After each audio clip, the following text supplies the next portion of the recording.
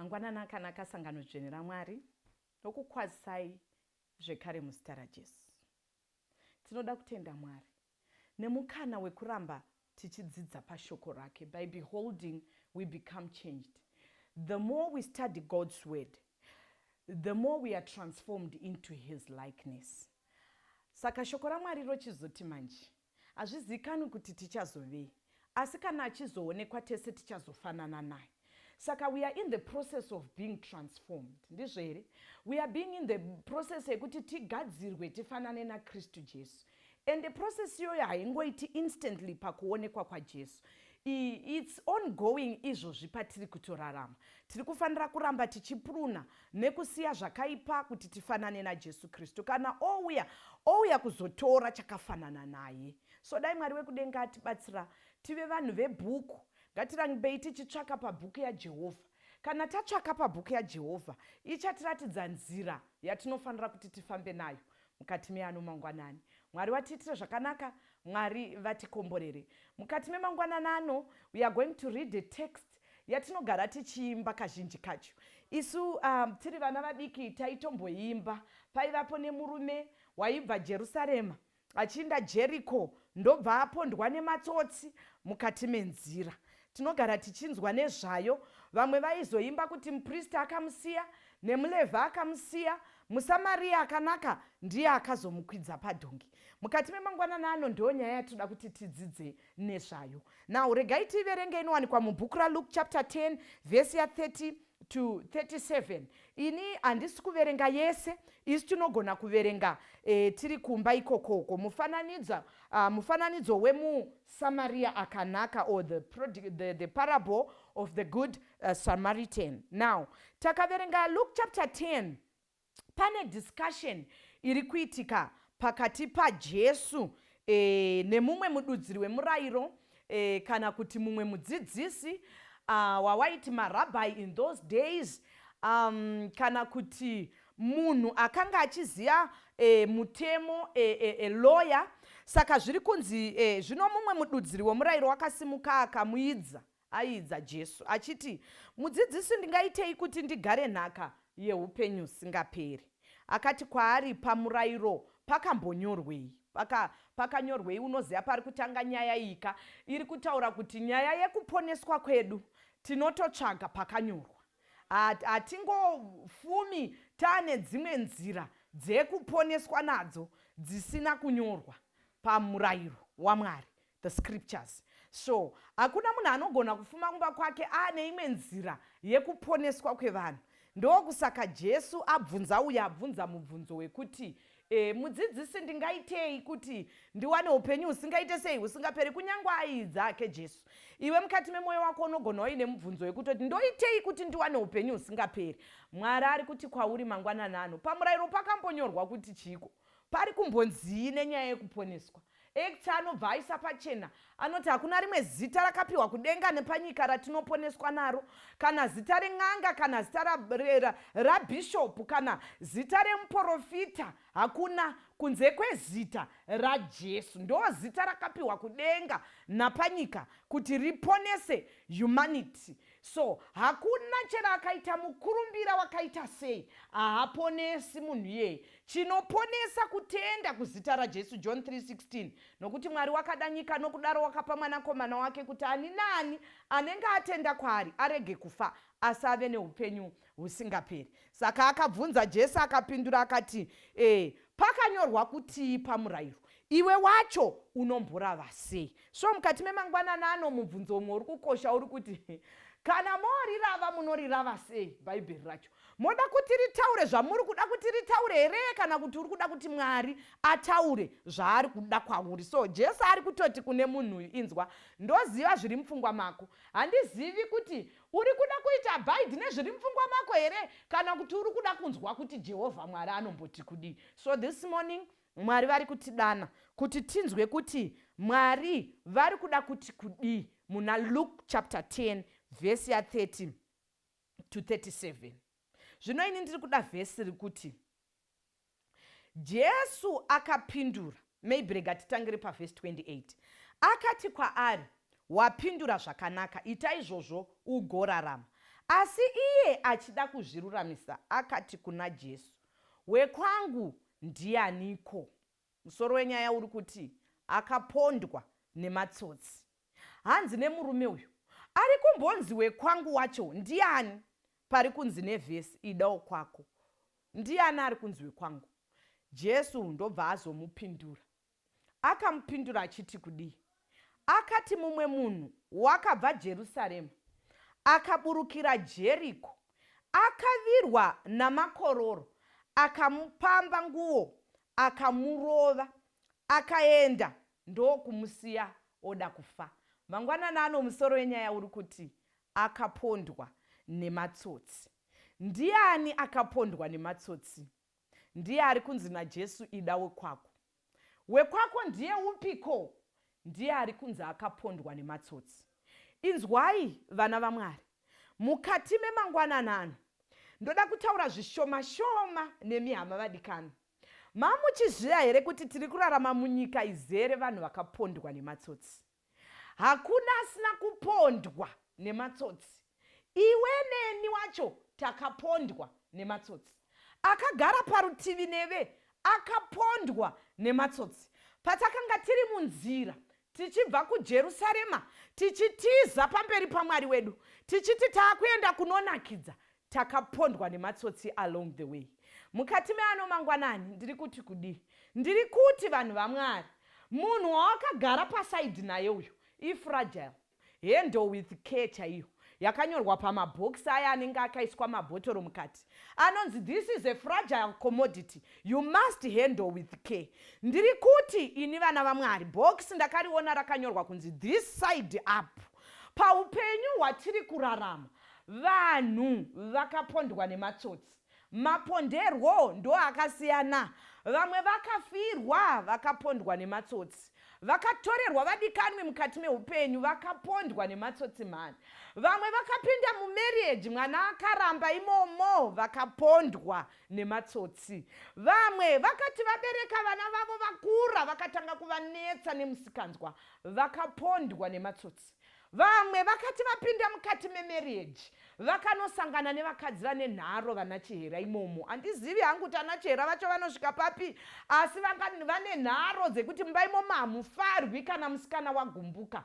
Inzwai vana vaMwari, vamwe vakapondwa nematsotsi mani.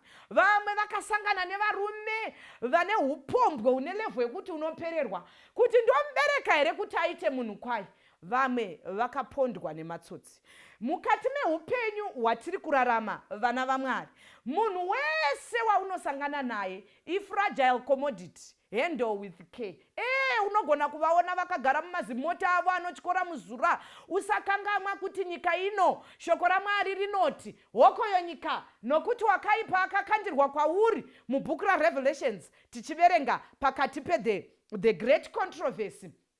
Tikaiverenga inotidzidzisa Revelations chapter 12, 7-9 kuti wakaipa akakandirwa panyika. Saka wakaipa hanei kuti uri mumota inodhura sei. Wakaipa hana basa kuti unogara muimba yakanaka sei. Wakaipa hanei nekunaka kwestructure. Wakaipa hanei needucation. Vanhu vakarohwa nematsotsi. Makagara muofisi mamakagara imomo vadikani, vanhu vakarohwa nematsotsi. Muri mumeeting muchidiscussa agenda yemusi iyoyo, rangarira kuti vanhu vakarohwa nematsotsi. Dzimwe mhinduro dzinopiwa dziri kubva mubrain nemoyo uri kupishana nematsotsi akarohwa mudikani. Ndiri kuti mangwanana ano, vanhu this side up, mahandle with care, vakarohwa nematsotsi. So shoko raMwari riri kuti akarohwa nematsotsi murume uyu achibva Jerusarema achiinda Jeriko. Kuti anga achifambirei hatizivi. Chatinoziva akarohwa nematsotsi. Vamwe vana vatinosangana navo vatiri kutorarama nawo maticha wee muchidzidzisa, akaberekwa umwe atori positive, akazozviziva akura, akarohwa nematsotsi. Kana motaura naye zivai kuti muri kudhila nemunhu akarohwa nematsotsi. Mamwe maticha acho ari kutotidzidzisa ari kubva kuabusive marriage. Please my students, handle that say with care. Akarohwa nematsotsi. Even mufundisi vakamira pamberi pedama vakarohwa nematsotsi. Amwe matsotsi acho akatirohwa voluntarily out of the decisions that we have made in our lives. Ndobva tarohwa nematsotsi. Amwe matsotsi acho takazongorohwa nokuti tiri munyika yechinyi, yechitema. Saka ndiri kuti kudii mangwanana ano vana vamwari? Ndiri kuti don't judge a book by its cover. Kana ungasangana nemunhu murodhi, usamufungira usati waziva. Tiri kuzvibata here vana vamwari?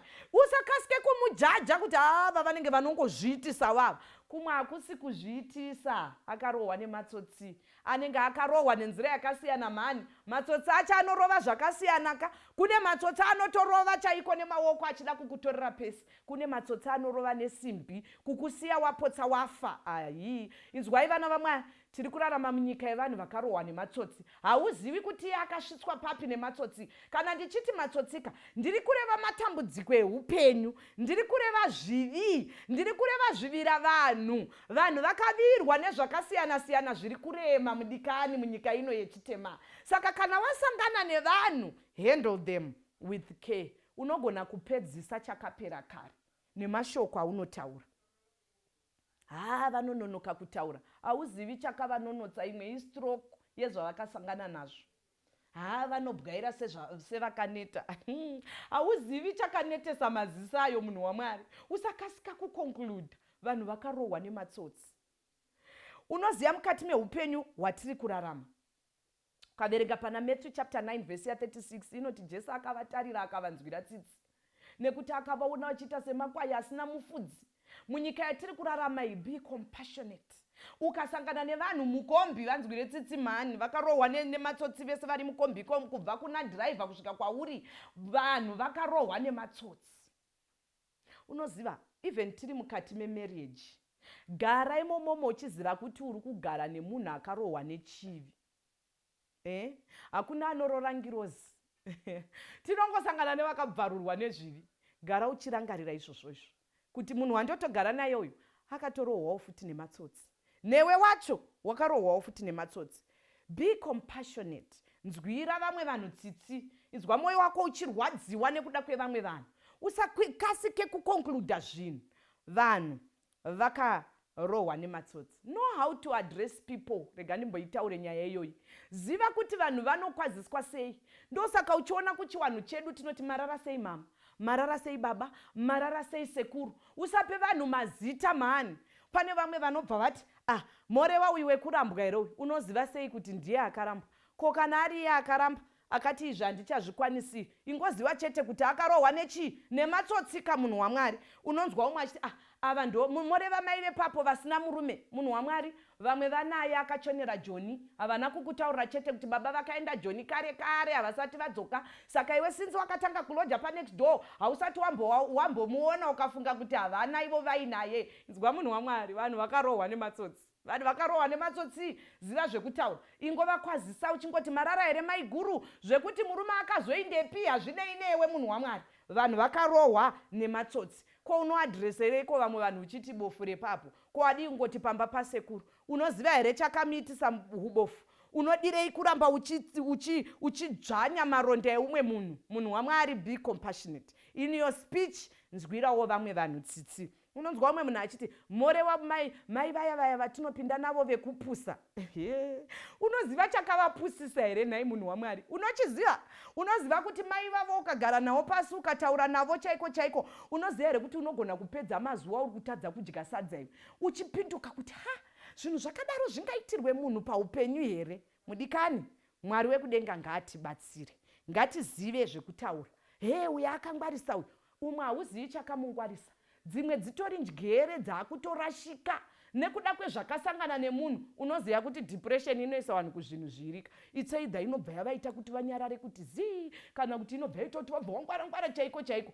Vakangwara variko havo, vakaberekwa vakangwarako, zvine dambudziko rei? Asi kumwe kungwara munhu waMwari itoriwo depression iri kurova hama. Munamatire, munzwire tsitsi. Regai ndimboshare a story yandi-inspire kuti ndiite musoro wenyaya wakanzi akapondwa nematsotsi. Teererai zvakanaka nyaya iyi. Nerimwe zuva ndaibva kwaMutare ndichienda kwaRusape. So kombi yandakanga ndakwira zuva rovira yakasvika panonzi paMagamba. There's an institution, training institution yeagriculture inonzi Magamba. As you come out of Mutare, wapfuura paChristmas Pass, ndo pakamira kombi. Saka pakamira kombi ichitakura vanhu, pakapinda vanhu vatatu, vana mai vairi nemurume mumwe chete. So vapinda mukombi muya kombi chingosimuka, mukombi makatanga kunhuhwa, makatanga kuita kamwe akatakashaya kuti kabva nekupi. Zvino munotiziva kavana mai takatanga kutaura. Umwe akati chiko chamboitika mukombi munomu. Umwe akati kunge vanhu vasina kana kutombogeza chiko. You know, we knew, we were quite aware, vese vanhu vanga vari mukombi kuti vanhu 3 vapindawa, 1 wavo ndiye akonzeresa odho yauya muno mukombi. But kuti tizive kuti zvafamba sei tanga tisingazive. Umwe akati vanhu vamwari imbotarisai pasi pebhutsu. Bhutsu dzedu dziri right. Tatsika zvakanaka patanga tichifamba kwatafamba uku. Vamwe akati asi pana atakura nyama yakaora. Vakomana nyama kana yaora munongosiya kuda kudya nyama here. Vamwe akati unobva washaya kuti vanhu vachikugeza here. MuZimbabwe mvura yakazara 1. Isanika kwaMutare kuno mvura inopera here. Mukombi makataurwa zvatinoda wadikani. Vamwe akati vhurai mahwindo tinofira muno. Vamwe akati vakomanaka, nyaya yekungopika vanhu inonetsa. Tanga tiri kufamba zvakanaka. Vanhu vakataura unotiziva kuti tinotaura sevanhu. Musoro wenyaya uri kuti chinyi? Akapondwa nematsotsi. Saka kombi akafamba. Kombi ikafamba. Ko unozoguma zvewaneta kutaura, ungarambe uchingotaura here. Unozoneta. Takangozorora, tazoisa maoko pamiromo, pamino. Tatora machira tavhara. Umwe akati hapana ane air freshener here muno maida kutombondipfapfa. Vakomana kuzoona tosvika kwaRusape tinenge tafa nemweya uri munhu. Vakadzi vaya nemurume mumwe chete havana chavakataura. Vakaramba vakati zii. Takazoti tasvika panonzi paNyazura, pabypass kune vanopaziva. Kombi yakamira. Ndo paiburuka baba ivava nanamai ava vairi. Saka pakasimuka baba vaya, ini ndakaona kuti trouser ravo ranga ratota pachidya pavo pese apa. Vachidzika kudai vakanyatsa kunzika kuti ndivo vane odho yese yaya iri kusimuka.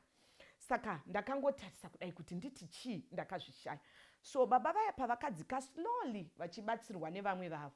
Mai vanga vari mumashure pakudzika vakabva vati tine urombo vadikani. Baba vane cancer. Saka tiri kubva navo ku Hartsdale. I think there's a hospital down there. Tiri kubva navo kuti vambonorapwa. Saka chironda chacho chinobuda mvura inonhuhwa. Tine urombo. Takanyara. Kombi yakavharwa tikasimuka. Hapana akataura nemumwe kusvika tasvika kwaRusape.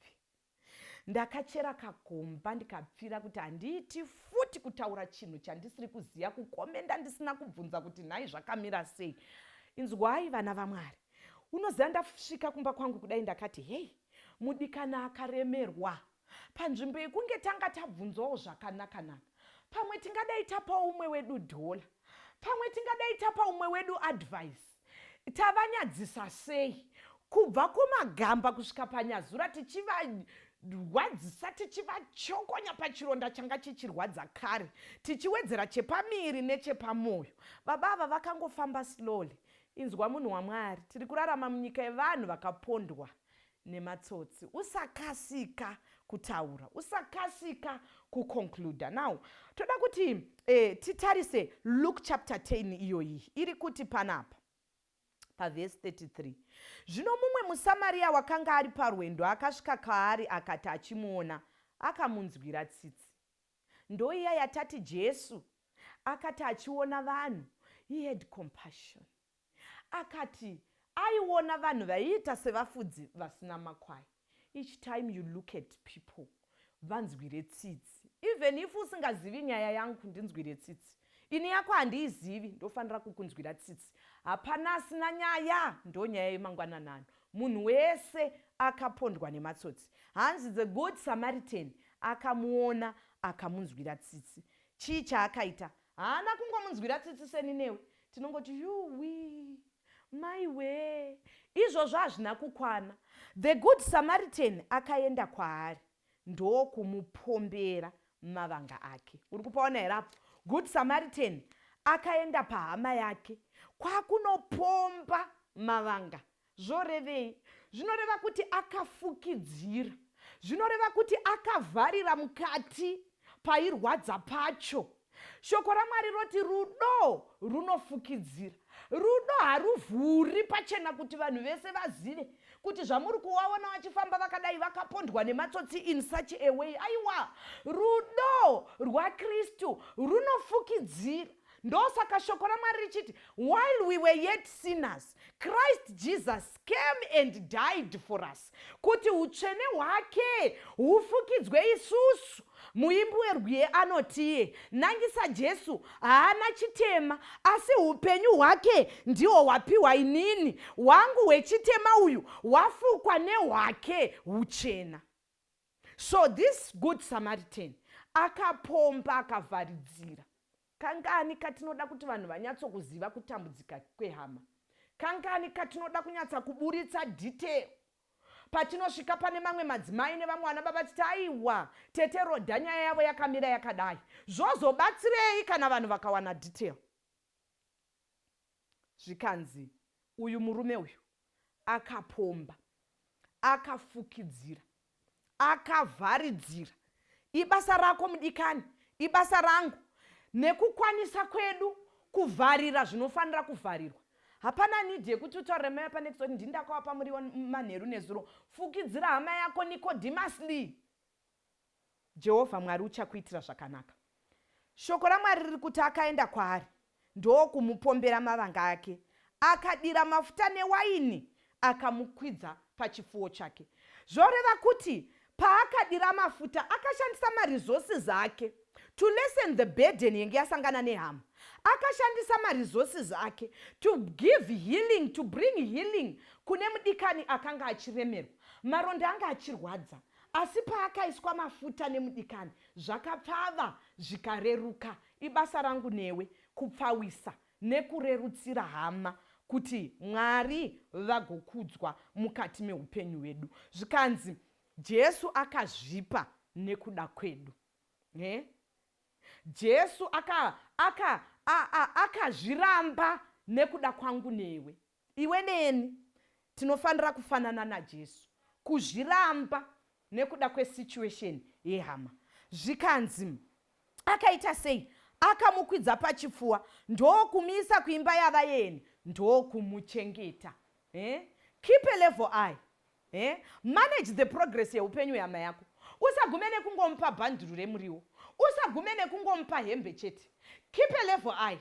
Tsvaga kuti zvii zviri kuitika muupenyu hwake. Ramba uri mubatsiri, ramba wakamujegera, ramba wakamutsigira sedanda remandiregerera kitchen riya. Ramba uinayo hama yako. Usamusiya hama yako yakarohwa nematsotsi. Usaite a once off service. No. Ramba uchiona kuti mudikani. This is why muri kuona kuti as a church our trust iri kuti local church in mission. Unoramba uchionana nehama yako, haisi yekumasvingo kure newe, ndepa next door newe. Fukidzira hama yako. Make use of resources zvawakapiwa naMwari kuti mubatsirane nemudikani akarohwa nematsotsi. Iwe uchibatsirwa nevamwe, iwe uchibatsirawo vamwe. Dai Mwari wekudenga atibatsira mangwananano. Vanhu vakarohwa nematsotsi. Zvikanzi naJohn chapter 15 verse ya 9 inoti, Baba zvavakandida neni ndakakudai, garai murudo rwangu. Jesu ari kutaura kwandiri newe kuti iye Kristu Jesu sezvaakadiwa naBaba ari kuti neni ndakakudai. Zvino ini zvandakakudai, imimi garai murudo rwangu mugone kudanana. Hakuna chiKristu kusina kudanana. Ungaimba mkwaya, ungatungamira, ungaitwa elder, ungaitwa treasurer, kana usingadi hama hausati watanga kunamata. So Jesu ari kuti garaiwo murudo rwangu. Rangarirai kuti munhu wese akarohwa nematsotsi. Hazvina mhosva kuti ane zvinhu zvakawanda paupenyu. One way or the other ane paakarohwa nematsotsi. Seek to know and understand kuti hama yangu iyi ndingairilivawo pakurwadziwa sei. Pamwe ane mari zhinji, asi pamwe ane marriage yake inomunetsa. Batsira kuti zvishande. Pamwe akadzidza zvishuwa, upenyu hwake huri kutofamba zvakanaka-naka. Asi pabasa paanoshanda, panewo hondo dziripo, akarohwa nematsotsi. Iwa mubatsiri nemunamato. So mukati memangwananano Mwari wekudenga atibatsire. Look around. Ita se the good Samaritan. Haana kuita semuprista nemulevi. akasiya hama iri mudambudziko, asi akafukidzira, akaisa mafuta, akachengeta, akaisa mudura, akaisa imomo mushonga shumba telik kuti musapfukutwe nekuti vhesi rati, akamuchengeta. Mudikani, chengeta hama yako. Ndo yega nzira yatinoona rufaro muupenyu. Usaite mumba musingapindi vadikani uchiti ndinozvigarira ndega. Mufaro muzhinji uri mukubatsirana sehama. You are my brother, you are my sister. Neniwo ndiri mwana wababa wako. Mukombi kana mubhasi, murodhi kana kubasa, kuchechi kana munyika. Rangarira kuti hama dzakarohwa nematsotsi. Mwari wekudenga atibatsira atikomborere. Shall we pray? Tinoda kutendai Jehovha mangwanani ano nokuda kwekuti matidzidzisa kuti I am my brother's keeper. Pese patinenge tiri tidzidzisei Mwari kuziva kuti takagarisana nehama dzakarohwa nematsotsi. In whatever possible way we can. Tibatsire vadikani, tibatsirane mukurarama, titakurirane mitoro, tifukidzirane, tiwigirane Mwari, upenyu hwedu hofamba zvakanaka. Tigone kuzvita sedzimhuri, tigozvigona sesangano. Rangarirawo mudikani ari kuteerera mangwanani ano, vamwe vacho vakarohwawo nematsotsi aya. Sanganai navo pakuchema kwavo. Vanodaro vasinawo umwe angavafukidzira, asi Jesu muripo. Fukidzirai vadikani venyu, vaonei henyu Mwari. Mimi munoona vanhu musingavakangamwi, imi Mwari wokunzwa minyengetero, inzwai nekupukita misodzi yevana venyu pakuchema kwavo nekurohwa kwavakaitwa nematsotsi. Maita henyu Baba, nokuti matinzwa nezita ramuponesi Jesu tanamata. Amen.